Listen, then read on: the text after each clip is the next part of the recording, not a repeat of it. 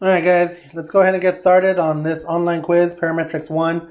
It's pretty straightforward. I think you already know all the tools that you need to get this done. You probably just forgot because it's been a while. But let's go ahead and get right into it, guys.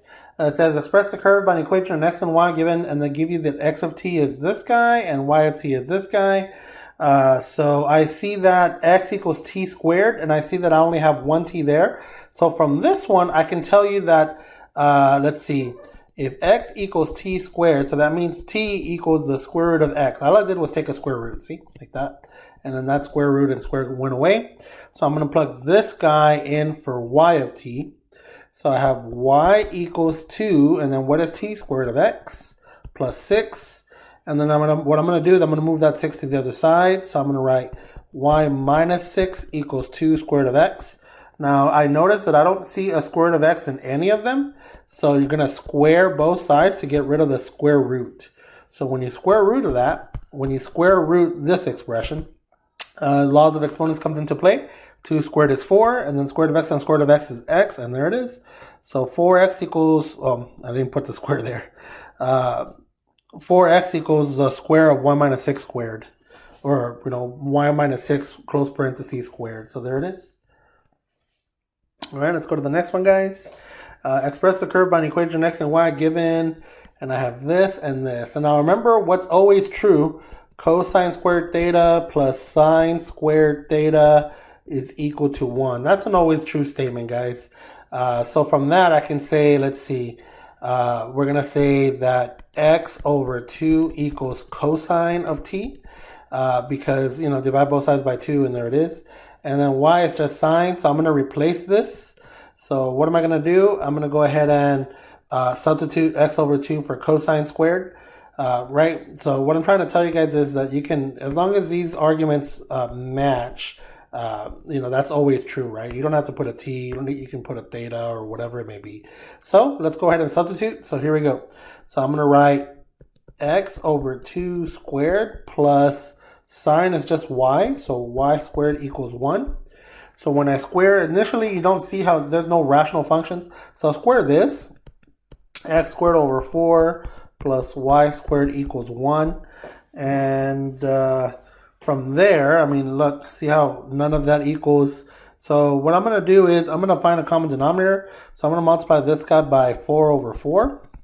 So now here's what you get. You get x squared plus 4y squared over 4 equals 1. And then just multiply by 4 times 4 times 4. And then you get this. You get x squared plus 4y squared equals 4. And there it is. Hopefully that made sense. Let's continue. So now it says express the curve by an equation of xy given that. So I see a secant squared and I see a tan. So before I even start, guys, let's see, cosine squared theta plus sine squared theta equals 1. And the only way to get a secant squared is if I divide everything by cosine, or cosine squared. So divide by cosine squared, divide by cosine squared, divide by cosine squared. And look what you have. You have 1 plus sine squared over cosine squared, that's tan squared, equals secant squared. So that's what you're going to do, guys. You're just going to replace some stuff with that. So notice I already have here secant squared. So I'm going to move the 5 to the other side. So from that, you're going to get that x minus 5 equals secant squared of t. And it doesn't matter. I know you see a theta there, but you can just replace. That can be easily like that, t's, guys. So I'm going to replace the secant squared with x minus 5. And then the tan, I'm just going to move the 1. So from there, I'm going to write it over here, guys. So from there, I get that y minus 1 equals tan of t. All right, so here we go. So I'm going to write 1 plus, and what is tan of t? Y minus 1. But notice that one says squared. So I put a parenthesis, y minus 1, close it, squared, equals, and then secant squared is x minus 5. So there it is. I'm just going to move the 5 to the other side. So that means I'm going to add 5. So you're going to have 6 plus parenthesis y minus 1 close it squared equals x. And we look for that. All right, let's go to the next one, guys. Okay, notice that all of these have an x, and that's like your x is restricted, right, between something and something. So before even looking at the answer choices A, B, C, D, notice that x of t equals sine t. Well, the output for sine t looks like this. This is your sine t, right? Where this is the t-axis, and that's your x-axis here. So notice that the biggest it's going to be is 1, and the smallest it's going to be is -1. So remember, there's your t-axis, this is your x-axis. I'm just graphing this, x of t equals sine t, guys. So it has to be between, nope, maybe, nope, nope. It's between B and C. So there it is. Now you got a 50% chance of getting it right. Now what? Now what, Chavez? Okay, so let's go ahead and solve it the right way. Maybe we could have done it like this from the beginning. So I know that cosine squared theta plus sine squared theta equals 1. So again, I have a sine t there. So I'm going to plug that in for x, and I see a cosine squared. So to isolate the cosine squared, I know that cosine squared t equals y minus 3. See? So there it is. I'm going to substitute that, y minus 3, close it, and we're done with that. Plus, what is sine squared? Well, sine is just x, so it's going to be x squared equals 1. See? And I know you're probably like, well, Chav, I don't see that anywhere. Okay, so what you're going to do, you can just drop this parentheses here, guys. Y minus 3 plus x squared equals 1. Move the 3 to the other side. And I'm going to write the x squared first, guys. X squared plus y equals 4. All I do is move that 3 to that side, plus 3. So there it is. X squared plus y equals 4. X squared plus y equals 4. Yay. All right, let's continue going. These are kind of fun. Hopefully you're having a good time. Again, I see x. I see x of t is e to the t. So if I were to have a graph here, and that's your t-axis and that's your x-axis, e to the t were to look like this. So all values larger than 0, out, no, maybe. So it's between D and E. All right, so now let's see. How are we going to do it? Relax, guys. It's not that bad. Okay. So notice that x is e of t, and notice that I have, so I'm going to write y equals 8 minus e to the 3t. Well, I can rewrite this, y equals 8 minus e to the t, and then close and put a 3 on it. That's just laws of exponents, guys. Right? So now I know that e of t is equal to x, so you can just write y equals 8 minus, and e of t is just x to the third power. And there it is. It's kind of like composite functions, guys. So how do you make it look like this one, guys? Just move the x cubed to the other side. X cubed plus y equals 8. All right. Explain the curve. Okay. First and foremost, I noticed that these are my t values, and I noticed that between 0 and 2, these expressions will always be positive. Well, you're not defined at 0 because you can't divide by 0, but I have a parenthesis there, so that's fine. But these expressions are always positive, so both x and y are always positive, so I better be in domain 1. Yes, I don't know why it zoomed in. So I'm going to look for sums that are not in the domain 1. It can't be this one. I have to be in quadrant 1, guys. I have to be, because between 0 and 2, these values are always going to be positive. Always. They're never going to be negative. See, this is my x coordinate, and this is my y coordinate. So it's like saying x of t equals 1 over t, and y of t equals 6 over t squared. And this is an x-axis, there's a y-axis. So it needs to be, these expressions will always be positive, so it needs to be in quadrant 1. So this one's out, that one's out, because I'm in quadrant 4. Maybe, and maybe. Okay, and that's it. I don't think I have any more. Okay, so it's between those 3. All right, so let's see. At 0, you're undefined, but well, both are undefined. I'm going to go to the 2. At 2, I better be at half. And 6 over 2 squared, that's, so let's see, at t equals 2. I better be at a half, and 2 squared is 4. 6 over 4 is 3 over 2. So 1/2 and then 1.5. So 1/2, so here's my 1/2 and then 1.5. Nope, that one looks like it's at 2, 2, 3, 4, 5. It needs to be like right smack there. So maybe, but I don't think so. You know what? I just realized that we have a 6x squared right there. We can just figure this out from here. So look, what that means is this: x equals 1 over t, so t equals 1 over x. I'm going to plug that into the y. So since t is 1 over x, I'm going to write y equals 6 over t squared. Well, t is 1 over x, so that means 6 over 1 over x, and then all that is squared. So don't worry, I'm going to fix it right here, guys. So let's see. 6 over 1 times 1 is 1, and x times x is x squared. Keep, change, flip. So 6 times x squared over 1, so 6x squared. And there it is, letter A.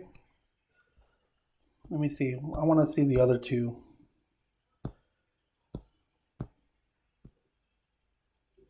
Well, it could have been letter E. Oh, it is letter E.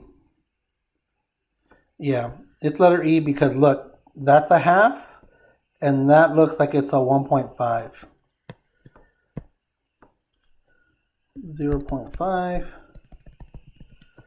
1.5. And then the other one, letter A, it can't be letter A because, well, that looks like a half. This point here looks like a 2. So nope. Yeah, sorry if I confused you guys there on that one. It's not letter A. It's letter E. The other 6x squared. It is 6x squared, but we got to make sure that that coordinate is there, right? So there it is. All right, let's see. Give a parametrization for the ellipse 36x squared plus 16y squared equals 576 that begins at the point 4, 0 and traverses once in a counterclockwise. Okay. So first and foremost, guys, the equation of the ellipse is x minus x naught close it squared. Actually, here's the first thing we should do. You see that 576? Divide everything by 576. So then from there, I'm going to go ahead and use my calculator, guys. 36 over 576. So here we go.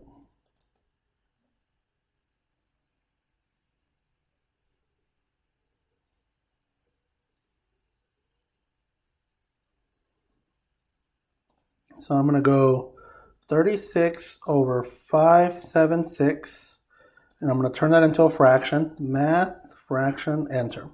So 1/16. So I have x squared over 16 plus, I'm going to do the same thing with this one, 16 over 576. So 16 over 576. And then math, fraction, enter. 136. Y squared over 36 equals 1. So what this means, I have x over 4 squared plus y over 6 squared. See, because 6 squared, 6 times 6 is 36. So what this means is that my x radii is 4, and my y radii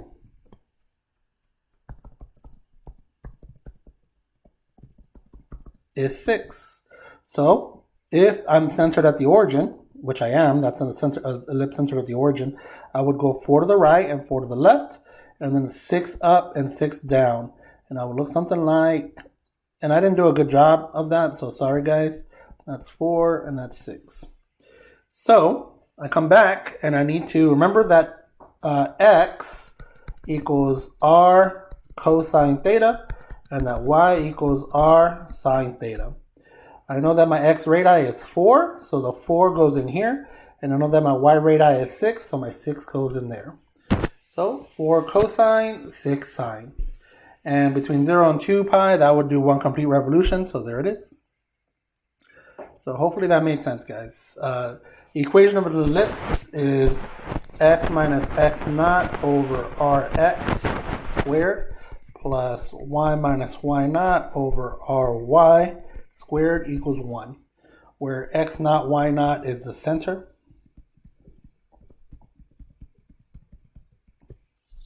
All right, and rx is the radius in the x, and ry is the radius in the y. As a side note, maybe your pre-cal teacher might have told you this larger y radii, that's sometimes called the major axis, or it's called the major axis. And this 4 here is called the minor axis because it's a smaller axis. And then this one in sky blue is the major axis because it's the larger one. All right.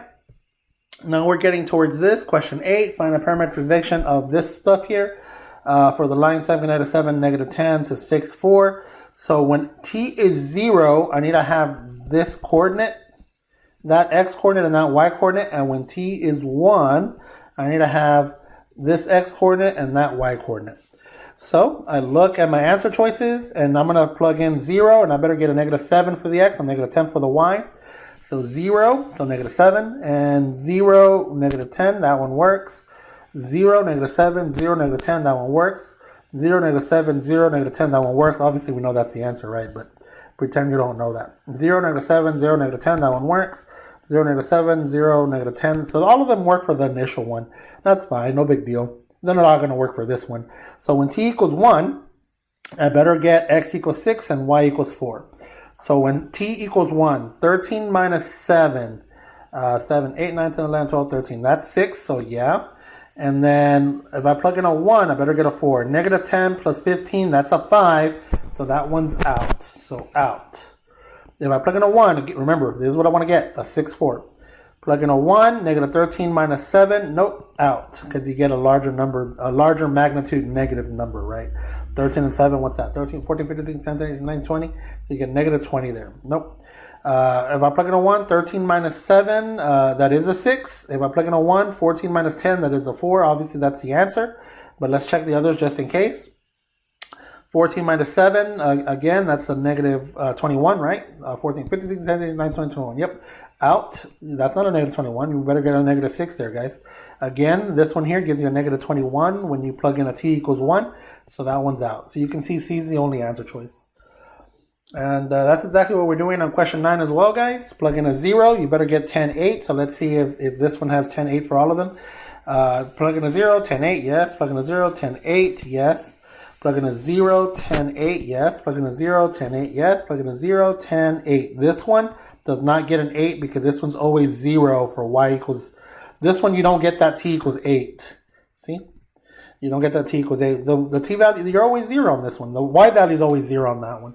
So that one's out. Okay, next, when I plug in a 1, I better get 2, 8. Because that's for the line segment from 10, 8 to 2, 8. So when I plug in t equals 1, I better get 2, 8. So let's see. Plug in a 1. 10 plus 7, that is 17, out. X is always 10 on this one, so out. -8 plus 10, that is 2. And then I plug in a 1. 8 plus 1, that is 9. Out because of that 9 there. There it is. It has to be this one, guys. Let's see. If I plug in a 1, I get a 2. -8 plus 10 is 2. And check it out. The y value is 8. Good job. So letter D. Yay. All right. What do we got here? Is this the last one? Okay. Find a parametrization. Can't even talk. Parametrization. So they tell you x of t, y of t, and they tell you the function. And they go -2 to -15, so that's an x coordinate and a y coordinate, and then all the way to that expression. Okay, no big deal.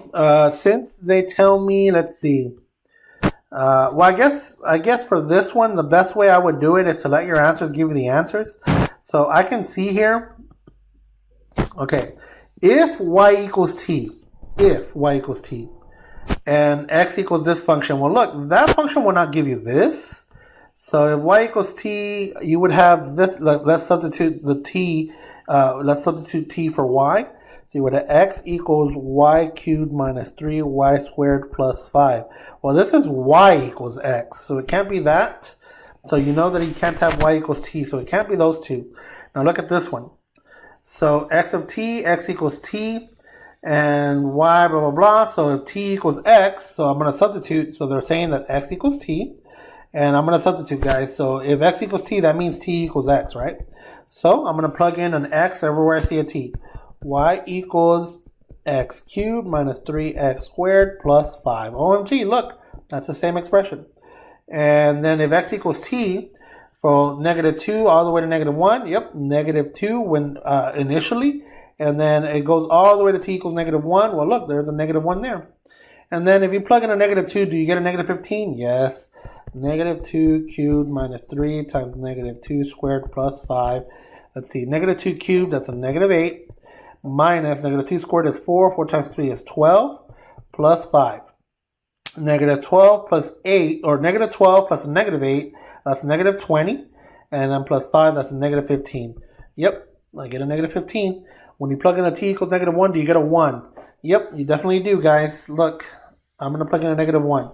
-1 cubed minus 3 times -1 squared plus 5.